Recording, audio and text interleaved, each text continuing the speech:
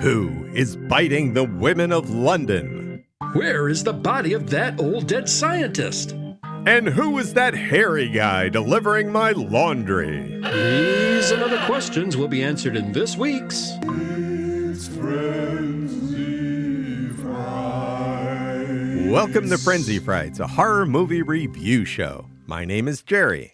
And I'm Chris. And we are your hosts. On Frenzy Frights, we're going to talk about horror movies, monster movies, creature features, and spook shows of all sorts. Chris, what movie are we talking about today? Thanks, Professor. We're going to look at Return of the Vampire. This was directed by Lou Landers. It was written by Randall Fay, Griffin J., and Kurt Newman. The production company on this was Columbia Pictures. It was released on November 11th, 1943, and had a running time of 69 minutes. Nice.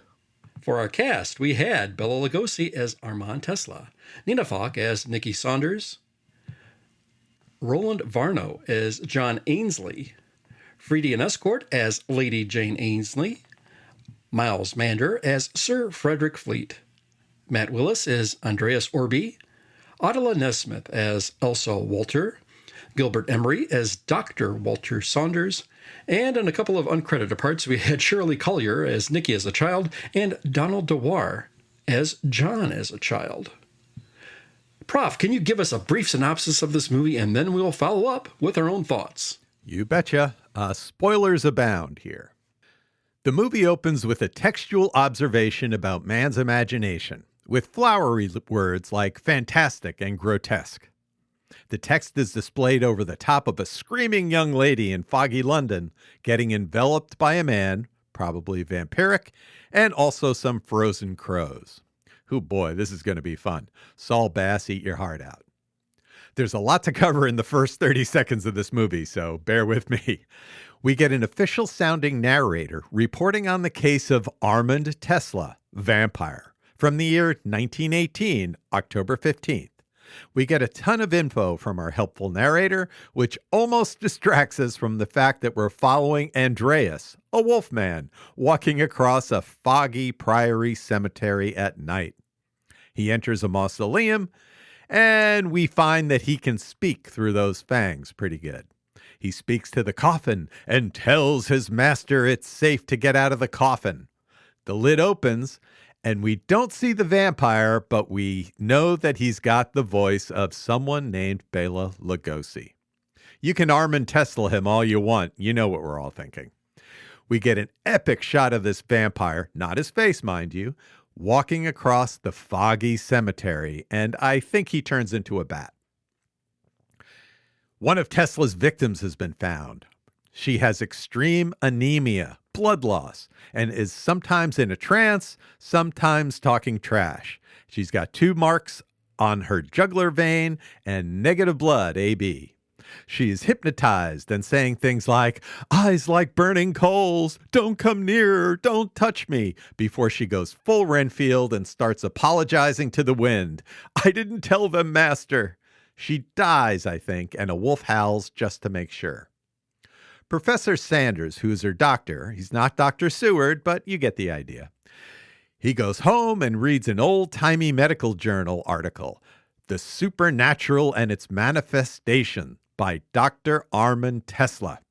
The article is accompanied by a helpful but perplexing full-page illustration of the author's face. Probably not medically necessary, but a good plot point. It does make clear we're talking about Bela Lugosi, whatever he calls himself in this movie. The upshot of the story is that Tesla was studying vampirism and became a vampire himself, kind of like how Elena's biological mother in the Vampire Diaries got turned by Damien, banana for scale. We see the nursery of Dr. S's house, where his granddaughter Nikki sleeps and Lady Jane Ainsley's son John sleeps. The vampire comes through the window and predictably bites the little girl. Nikki then develops the same symptoms as Sanders' previous patient. Sanders sees the neck pinpricks and realizes Nikki was attacked by a vampire. He tells his medical collaborator, Dr. Lady Jane Ainsley, praise be to her name, what he suspects. How can they prove it? He must be in a cemetery, and there are only 2 candidates. Let's try Priory Cemetery. They go, armed with a spike and mallet like in the medical journal, find Tesla's coffin and open it.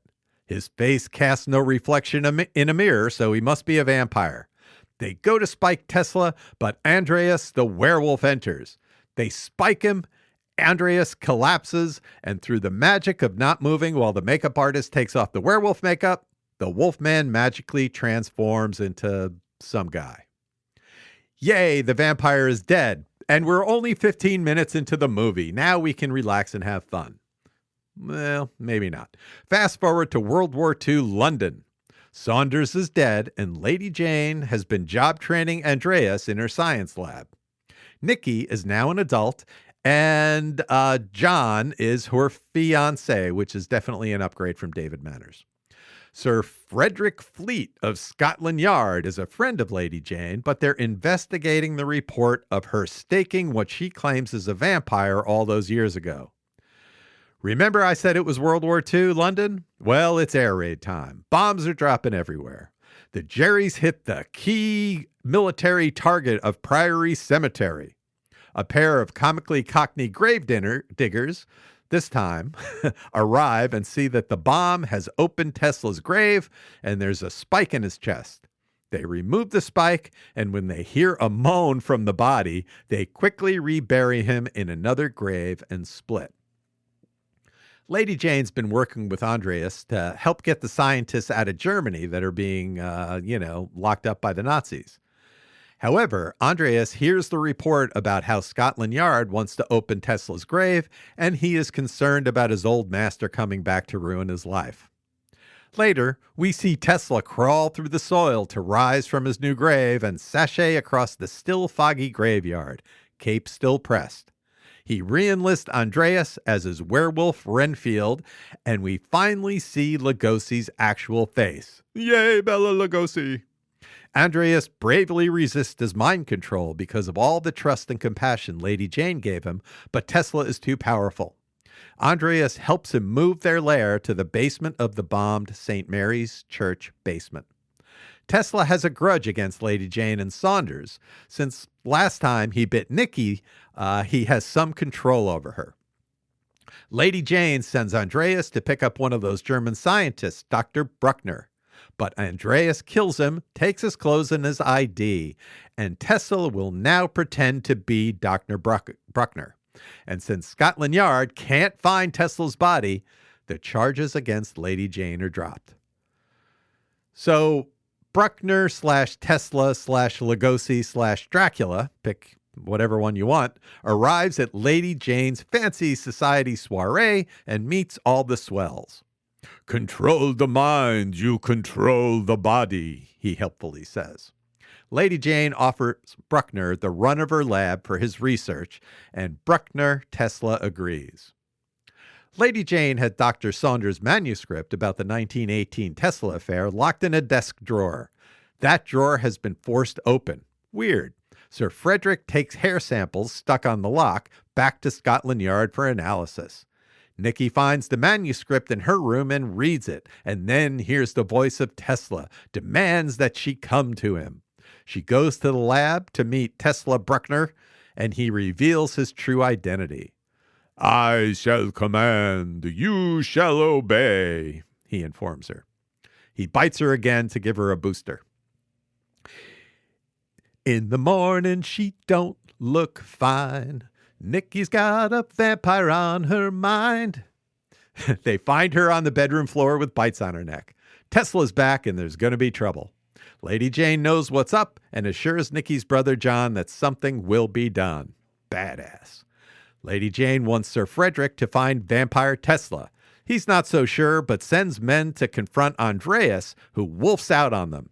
He gets away, but the agents return with their story and the package Andreas left behind. It's Bruckner's laundry, basically. Well, why do I always get hooked up with these spook details? Monsters, graves, bodies. They also took a sample of wolf's fur to prove they aren't making it up, and it matches the wolf hairs found in the manuscript break-in caper. Nikki's starting to get weird, waxing poetic about the soft, lovely darkness. She is a woman looking over her at night like a night nurse, and Wolf Andreas bursts in and grabs the night nurse. Tesla commands Nikki to bite her brother, well, fiance, brother, whatever he is. It's a little confusing. John, which she kind of does, maybe not. Plot points, whatever. Anyway, John is found bit, and with Bruckner Tesla there to look in on the patient, they reveal they believe a vampire is on the loose. Sir Frederick outs Andreas as a werewolf, and he scoots away. Lady Jane isn't angry at Andreas. She feels pity for him, even though he betrayed them. He isn't in control and is a victim too. So we get to the part of the movie where all the good guys individually have all the clues they need to figure things out, and Sir Frederick finally spills his findings to Lady Jane. He reveals Andreas was carrying Bruckner's laundry, so, and I quote, Dr. Bruckner is Armand Tesla, vampire. The next day, Nikki is better, but ashamed for biting John. But he understands. She was being controlled. This is a good family right there, by the way.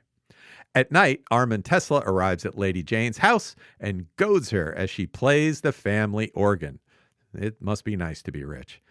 She hits him with a lit-up cross, and he explodes and disappears in a puff of smoke and leaves the place as a wind. Just call me the breeze. He mentally summons Nikki, but Lady Jane and Sir Frederick follow her to Priory Cemetery. Sir Frederick shoots Andreas, and he carries Nikki off to St. Mary's, shot, and lays her out for Tesla to bite. Andreas, being shot, is going to die unless Tesla vamps him, but Tesla refuses. Your usefulness is over, and sends him into his corner to die. But nobody puts Andreas in the corner. He finds a cross laying on the floor and remembers Lady Jane's kindness and trust. He's able to overcome Tesla's influence. Tesla goes to lay the final bite on Nikki, and Andreas confronts him with the cross, declaring Tesla must be destroyed.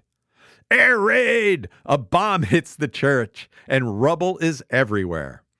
The actors all climb out of the pile, which is funny. They were in the basement when the building collapsed, but now they're at the top of the pile and fine. Anyway, the sun has risen. Andreas rises from the rubble and finds Tesla unconscious. He drags the vampire out into the sun and spikes him.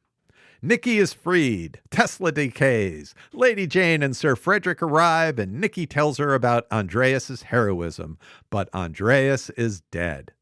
And Sir Frederick asks the folks around if they really believe in vampires, and then asks the audience if we do too. The end. So, Chris, tell us a little bit about this movie. Thank you, Professor. At the time of this recording, Return of the Vampire is available on HD on Fossum and standard definition on Tubi, and at least one entity named Stream City has put this on YouTube. Now, for a side comment, I watched this on Fossum, but it seemed to interrupt with commercials during the climactic scenes. So I switched over to Tubi, and I really didn't notice any difference in the quality. But when I was doing additional notes for this podcast, I went over to the YouTube version, and I thought the quality of the print was really outstanding. We talked about Bela Lugosi on this podcast before, and covering his life would take up a whole podcast itself. Suffice it to say, he's a horror legend and arguably the definitive movie vampire. Lugosi was born in Hungary in 1882 and passed away in 1956 at age 73. This was Nina Fox's screen debut. She signed with Columbia Pictures at age 19. In 1951, Fox appeared with Gene Kelly in the musical An American in Paris, which was awarded the Best Picture Oscar that year. Fox also appeared in Scaramouche as Marie Antoinette. She returned to theater in 1955, appearing in an off-Broadway production of Measure for Measure, followed by The Taming of the Shrew. Next, Fox starred in Cecil B. DeMille's The Ten Commandments as Bithyia, the Pharaoh's daughter, who finds the infant Moses in the bulrushes. In 1957, Fox was honored by the Maryland State Council of the American Jewish Congress with a special award for her performance in The Ten Commandments. Fox received a nomination for the Academy Award for Best Supporting Actress for her role as a secretary in the boardroom drama Executive Suite in 1954 with William Holdren, Frederick March, and Barbara Stanwyck. She was in the first Columbo episode, and she also appeared on The Wild Wild West and on Hawaii Five-0 in the episode Little Girl Blue, and on Kolchak the Night Stalker, she was in the episode The Trevi Connection, where she played Madame Trevi. Oh, yeah. Roland Varno appeared in the TV series, including Space Patrol, The Adventures of Wild Bill Hickok, and 77 Sunset Strip. Frida Escort appeared with Laurence Olivier and Greg Garson as the conniving Caroline Bingley in the 1940 film version Pride and Prejudice. She had a leading role in Call It a Day, a 1937 film in which she appeared with Olivia de Havilland, Benita Granville, a.k.a. Nancy Drew, Roland Young, and Ian Hunter. 1955, an Escort appeared as Mrs. Lawrence in the film Foxfire, starring Jeff Chandler and Jane Russell. She appeared in one episode of Perry Mason as Hope Quentin in the episode The Case of the Jealous Journalist. Director Lou Landers also directed Bela and Boris Karloff in The Raven, and he directed a few episodes of the 1950s TV The Adventures of Superman. Bela Lugosi scenes were filmed in August and September of 1943, prior to his final two Monogram films. This was also the last time he would receive top billing by a major Hollywood studio. According to the films of Bela Lugosi, Columbia grossed close to $500,000 for this film on an investment of $75,000. Bela Lugosi was paid $3,500 for 4 weeks of work. Despite playing his mother, Frida Escort was only 7 years older than Roland Varno. Oh. And let's see, Columbia Pictures originally intended this film as a direct sequel to Dracula, also starring Bela. But when Universal threatened a plagiarism suit, Columbia went ahead and made the film anyway, but changed the names of the characters to avoid any connections with, quote, Dracula. It also held back the release for 2 months so as not to compete with Lon Chaney Jr.'s Son of Dracula. Well, Prof, it's this point of the podcast where we talk about our initial reactions. So what did you initially think of Return of the Vampire? All right. So first up, we're going to hit our vampire rules. Vampires cast no reflection in a mirror, and that comes up a couple of times in this. They're out in nighttime only. They're destroyed by the daylight. They have a hypnotic mind control power. Interesting, they're killed by a spike in the heart, not a stake, a spike. Thought that was interesting. It doesn't have to be wood, apparently. Now, vampires in this one can turn you into a werewolf somehow. That's, I don't know how, but they can.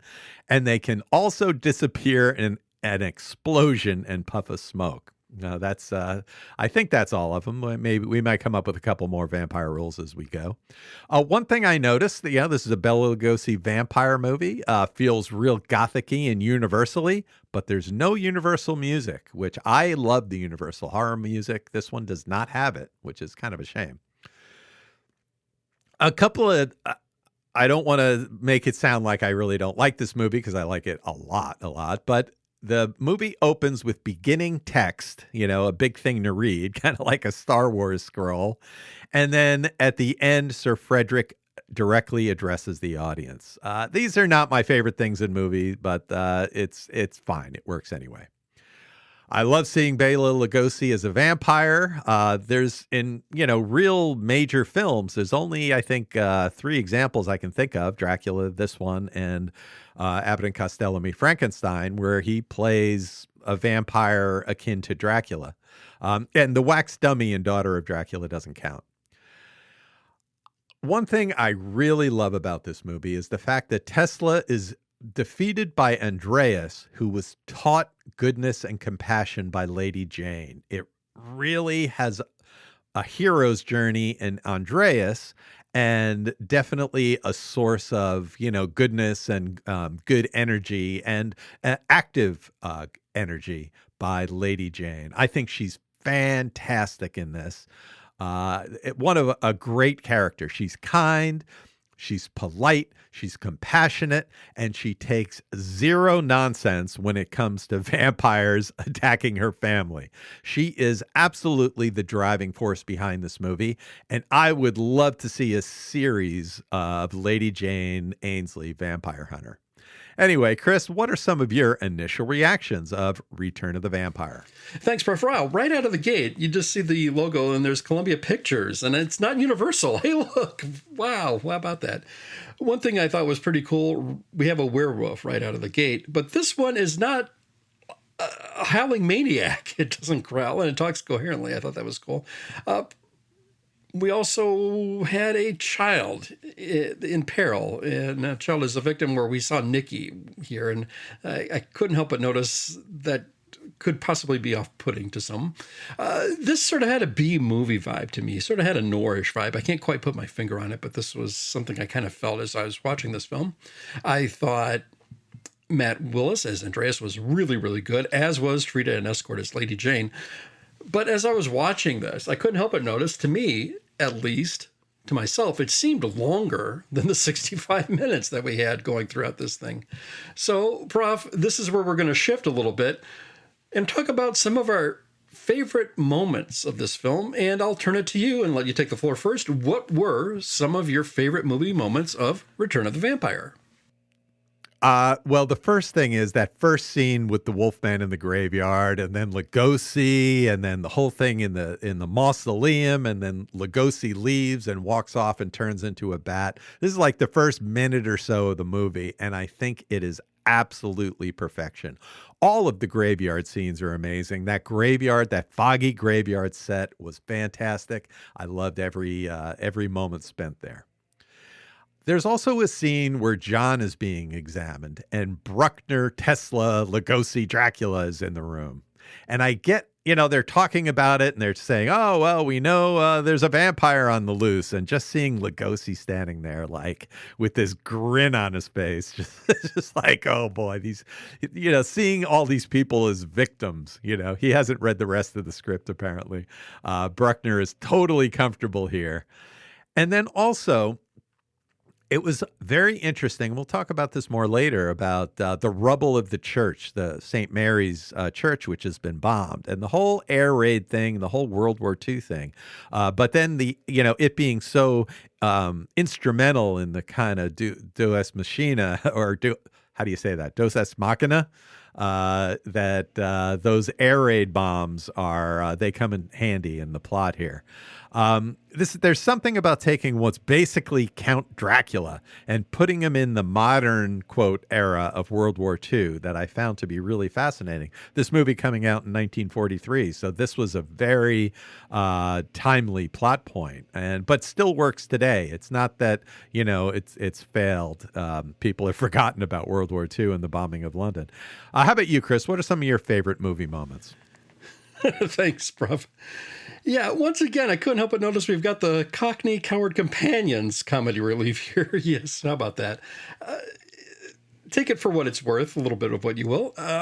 Also, the Scotland Yard detectives, Prof, you had a good point with respect to this, with wrestling with a werewolf and disappearing going through the door. That's right. Yes. So they had the two Scotland Yard detectives, and they weren't like the Cockney comedy relief, but they were pretty funny. They developed into a pretty funny thing. They were wrestling with the werewolf, and they were tracking Armand Tesla, and one was inside and followed him out the door. But the guy waiting outside didn't find Armand Tesla, didn't come out the door. So it was like really confusing. And then at the end, when Sir Frederick says, "Do you believe in vampires?" they both absolutely said yes, and I thought that was fun too. So those Cockney gravediggers were fantastic, but also these two Scotland Yard detectives were pretty good too. Indeed. And if I was a kid watching that, I don't know if I would have taken that moment as well as I do now. I think this movie had a little fun with it, with Sir Frederick breaking the fourth wall and asking the viewers if we believe Tesla was a vampire at the end of the movie. And I thought that had a little bit of charm to it. But I think as a youngster, I would have wanted something a little more serious. But I think I've mellowed with age, perhaps. Indeed. Lady Jane, fantastic, and as the heroine in this movie. Now, not an older generation Harker or even a, quote, leading man who was in the 20s or 30s is a hero here, but I thought Lady Jane really, really held her own, and this was kind of fantastic to see a little bit of reverse sexism, if you will, and I like it. Once again, in this film, we've got the villain who gets to meet his, quote, enemies at a proper social function. I don't know how it's done, but they play it off here. Now, it's Lugosi slash Tesla is posing as Bruckner, and that's how he gets away with it. But I love those little mental chess matches, the verbal chess matches, and the sparring back and forth, where we get to see a little bit of interaction in the social setting. It works, and I like it when they pull it off. Yeah. Wow. There was quite a bit, though, that I thought really was handled off screen here. For example, Bruckner's murder, the implied violence that we had with any character meeting a demise or some type of fate, leaving it to the imagination, if you will. And I think she's the Van Helsing in this. Perhaps a little overdone for my taste, but there it was. But this leads us into the segment of the podcast, Prof, where we get into our discussion items, where we pick this film apart, and I've tabled this to you. What's on your mind, and what would you like to discuss with respect to the film? Okay, so let's talk about the vampiric elephant in the room. What do you think about Lugosi as Tesla, and how this fits into kind of an element of, Lugosi as a vampire in horror history? Prof, it's sort of like, I think when I was thinking about it a little bit, I still bought it. It's just sort of apples and oranges with respect to Universal and Columbia, if you will. It's a sequel in a sense, just as much as Sean Connery was playing James Bond in Never Say Never Again. It's maybe not a quote authorized version, but nonetheless, it's the same thing here. And I think that's a little bit, I didn't necessarily have a problem with it. We've got Dracula. We know who he is. We know he's a vampire. And I sort of wonder if how it would have played out if there was like a universal version of this and what changes would have been made. But it was kind of cool to see, okay, we've got sort of like another parallel universe, if you will. We've created a Columbia universe, and there's the universal universe of Lugosi's as vampires. But I'll take it for what it's worth. And I enjoyed it. I think this is, in my mind, it's going to set as a direct sequel for what it is. I'm not going to split hairs. This movie is kind of a forgotten gem, much like Dracula's Daughter. And I see these three movies, which not coincidentally, we covered in a row on this podcast: Dracula, Dracula's Daughter, and Return of the Vampire. In my mind, this is the third installment of a Dracula trilogy. So before everybody goes screaming, I know it's not totally correct. This movie was going to be a sequel to Dracula, but wasn't. But Lugosi is in only two of these movies, Dracula and Return of the Vampire, and the wax figure in Dracula's Daughter doesn't count. And one time, he isn't even Dracula. One isn't even Universal, but it's Columbia. But in my mind, these three movies make the kind of Dracula trilogy, if you will.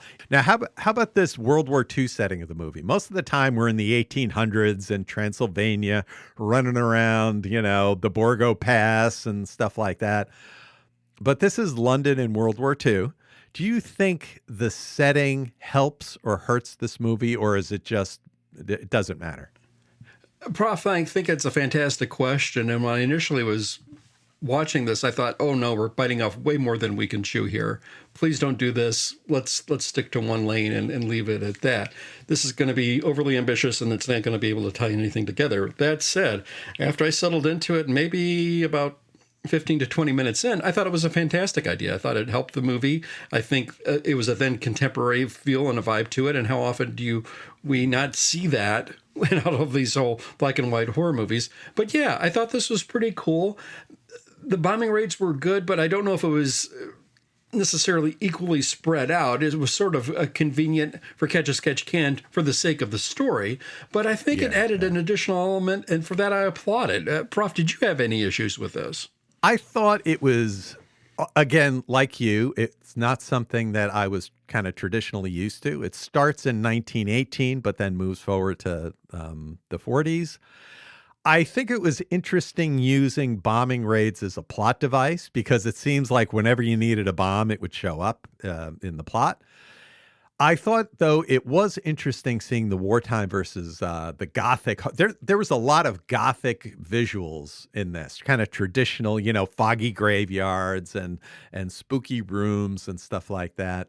And I think the bombing raids was a little overused and maybe a little like, oh boy, isn't that a good time? Lucky that happened. But I think overall it it updated the vampire idea and brought it into kind of the quote unquote modern age of 1943. So I think in that sense, it was fine. What did you think about the character of Andreas? He's, the very tragic Wolfman character. I thought he deserved a better fate, but boy, really a lot of meat on the bone for an actor with a particular role, and just nailing it, I thought. Boy, Prof, I think if you were to look for a definitive tragic character in all these horror movies that we're looking at, look no further than Andreas, and I think he leads the scoreboard, and there we go. I thought it was a marvelous performance, and we got something that wasn't necessarily typical from what we see with respect to this character. And Prof, I think the character shouldn't be necessarily an afterthought in this thing. I think there was a lot of going on here, but necessarily not in the forefront. But Prof, I turn it to you. You had some deep feelings for this character, did you not? Yeah, you're right. I didn't really think about that. He wasn't a very scary werewolf, right? He's kind of had a good sense of humor. He spoke. And I was more like, can I pet that dog? He just seemed like, but he did do what Tesla told him to, attacking folks. What I think really worked for me about the Andreas character was that he was the hero, but he was the hero because of Lady Jane's attention to kind of reforming his, his spirit, telling him about, being a good person and, love and all those things really helped him overcome Tesla and defeat him. So I think Andreas is one of the best tragic characters in these movies. But that brings us to Lady Jane. What did you think about Lady Jane Ainsley, Vampire Hunter? Why is she so awesome? Thank you, Prof. Well done with the summations there. She does a lot of heavy lifting, and I wonder if she should have gotten perhaps higher billing, with an escort versus Falk here. Now, yes, Falk is the ingenue, and she has to do more than one requisite fainting scene. Okay, so props to her. Yeah. And I applaud any actress who has to go through this and then has to go through it again in one horror movie. But I really, really applaud the look of the character. This movie took some bold choices in direction, letting Lady Jane hold her own, being intelligent, not taking any guff, questioning things, and being assertive. And how often do we not see this? And we kind of see women sort of relegated to the victim here. But this is a great, great character. And I really wouldn't have minded seeing a Lady Jane Ainsley Vampire Hunter movie. Let's bring it. Can you imagine this? This was fantastic. This was fantastic, and I really applaud the performance and everything that was done. This was really great. The whole female cast was fantastic. Well, I think the first thing is that she does not mess around. They're talking about the vampire, and John, her son, says something must be done, and Lady Jane, she's got this very simple line, but she delivers it. And she's telling the truth. She says, something will be done.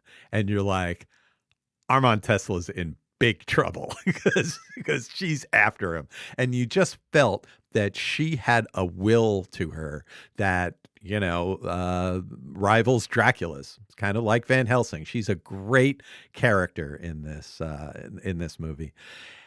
I think that, when Nikki bit John, or at least there was some confusion. Tesla may have actually done it, but Nikki thinks she has bitten John. And she's so upset at what she's done. Can John forgive me? Can John forgive me? And she's talking to her. Lady Jane is talking to Nikki and explaining that John realizes that you were being controlled and everybody knows you are not the bad person here. The compassion that she is teaching Nikki and John, basically her family, is amazing. She's like a mother figure to Nikki, and she's raising both of these kids right. She's calm and sure of herself. And over and above all the awesome things she does, between her surety of get it done and this compassion She makes one of the really, really best characters in horror movie history, in my opinion. So now we're going to try to do something very difficult, Chris. Can we score this movie? Thank you, Prof. I had to give this some thought, but ultimately I can't consider this a masterpiece, which I'd fall within like a 9 out of a 10 or a A plus on the letter grade scale. So I'm going to go with a solid B. B for Bella, B for a B movie vibe. And that was it. It was a very comfortable watch, and I totally enjoyed it, thoroughly enjoyed it, but I don't think I can bring it up to that next level, if you will, to say that this was a quote-unquote masterpiece for me. But Prof, I know you have a soft spot in your heart for Bela Lugosi. I think I know which way you're going to go with this, but I'll let you take the floor and have at it. I am helpless. This is Bela Lugosi as a vampire. I have no choice but to give this an A, and maybe even an A plus, because he's just my favorite, and I don't know what else to say about that. In this case, though, he's a little older here than he was in Dracula, and I know he's having some health problems and some substance problems, which I think were happening around this time.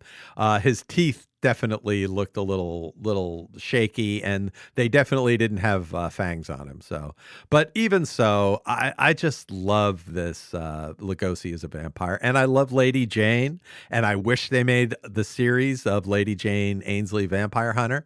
This, to me, is a sequel to Dracula and Dracula's daughter. The names have been changed to protect the vampires.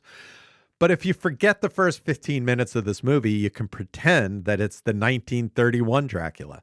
I just can't help myself. And this is not a movie that I saw as a little kid. I saw this probably in the 2000s. So it's not a nostalgia feel, but I think it's a Lugosi feel. This is a Bela Lugosi vampire movie that had an actual budget, and I've got to give it an A. There's nothing I can do about it.